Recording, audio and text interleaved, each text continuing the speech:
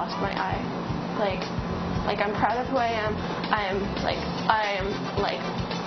I believed in the cause, and that's why I came to that demonstration on that day. Like, it was such a powerful demonstration also, and even though this happened, like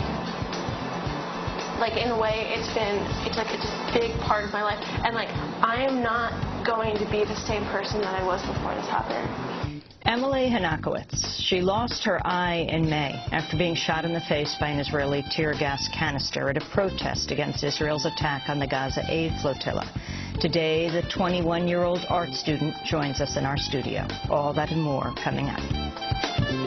I'm Amy Goodman with Juan Gonzalez. Juan? Well, today, a Democracy Now! Global Broadcast exclusive interview with Emily Hanakowitz, who you may remember her name. She's a 21-year-old American art student who lost her eye in May after being shot in the face by an Israeli tear gas canister. Emily is entering her senior year at Cooper Union's prestigious art program here in New York City. This past spring, she chose to study abroad in Israel at a leading art school in Jerusalem. Emily holds Israeli citizenship. Her father was born in Israel, and her grandparents are Holocaust survivors. Soon after she arrived in Israel, Emily began spending time in East Jerusalem and the West Bank, and many of her drawings began to reflect the harsh realities of Palestinian life in the occupied territories. On May 31st, news broke that Israeli commandos had attacked a Gaza-bound aid flotilla in the Mediterranean and killed 9 activists on board. Emily decided to take part in a protest against the Israeli assault, and she joined demonstrators at the Kalandia checkpoint in the West Bank. Israeli border police began firing tear gas canisters at the protesters. One of them hit Emily in the face and blasted her left eye out of her head. Several bones in her face were crushed. She was rushed to the hospital, but her eye could not be saved. The Israeli Defense Ministry said, well, according to preliminary checks, the border police dealt lawfully with the protest and that the firing of tear gas was justified. But witnesses and a Haaretz journalist who was there said Israeli forces fired directly at the demonstrators rather than into the air in accordance with regulations. The Israeli police have begun a criminal investigation. Meanwhile, Emily's back here in the United States recovering from her injuries, but her left eye is gone forever. Last week, Israel refused to pay her medical bills of $3,700 for the treatment she received at the hospital in Jerusalem. The government claimed she was not intentionally shot and said she'd endangered herself by participating in the demonstration. Well, Emily Hanakowitz is now here in New York getting ready to enter her senior year at Cooper Union, not far from our studios. And she joins us here in our studio for her first broadcast interview. Welcome, Emily, to Democracy Now! Let's go back in time. How you ended up in Israel?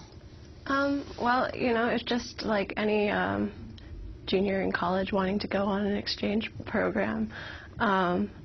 And I really liked the program that Bezalel had, and I went for that reason. It really wasn't for any kind of political reason that I ended up there. And so what happened when you got to school there?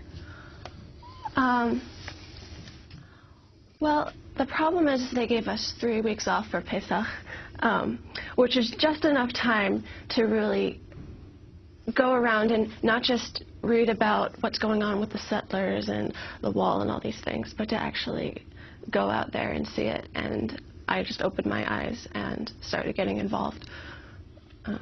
And you started getting involved in protest movements or in support movements for the Palestinians? What exactly, how did you get involved? Yeah, so it's sort of a mixture. I mean, I had gone to a number of demonstrations at places where, like at Nabi Salo, where they're trying to get their water supply back, and every week they have a demonstration where they try to go to their well. And then there's Berlin with the wall, and I spent a lot of time in Sheikh Jarrah because I've joined the ISM, and they have a tent there that they keep someone in the tent 24 hours a day to kind of check to make sure that the settlers at the outpost don't do anything crazy, and if they do, that there's international witnesses there to document at least. Sheikh Jarrah is in East Jerusalem. Yeah. You were drawing pictures there? I draw pictures kind of everywhere. I don't know. I definitely sketched a lot when I was there. By the way, we're going to show some of your pictures, and we're going to post them on our website at democracynow.org. Okay, great. By the way, Thirsty Pixels, your blog. Yeah. Why do you call it Thirsty Pixels? Because what kills computers keeps us alive. And how do Thirsty Pixels kill computers? Because water kills a computer. But these pixels, they want water. That's why. So talk about your evolution then. You're in Sheikh Jarrah. You're seeing things. Now, where you come from? Your grandparents were Holocaust survivors? Mm-hmm. And your father, an Israeli citizen? Yeah.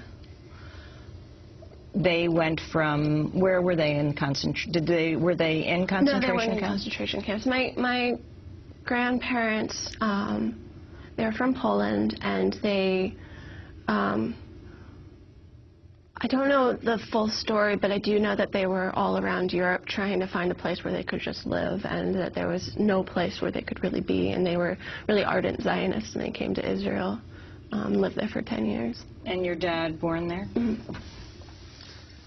And in terms of your transformation, as your father was here in the United States, was he aware, were you communicating with him while you were there of how you were changing your perspective or viewpoints of what was going on in Israel and the occupied territories?